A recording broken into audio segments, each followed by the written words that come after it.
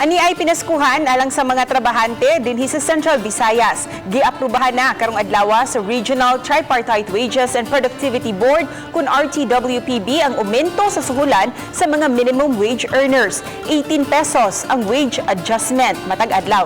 Buot pasabot sa Class A o dinhi sa Metro Cebu gikan sa 386 pesos punan kini og 180 pesos ug mamahimo na unyang 404 pesos ang daily minimum wage. Mato ni Joe Tumungha, Labor Sector Representative sa Wage Board, sa deliberations mihangyo paunta sila nga patasan ang aumento apan maura kini ang nasabutan tali sa management o government sector.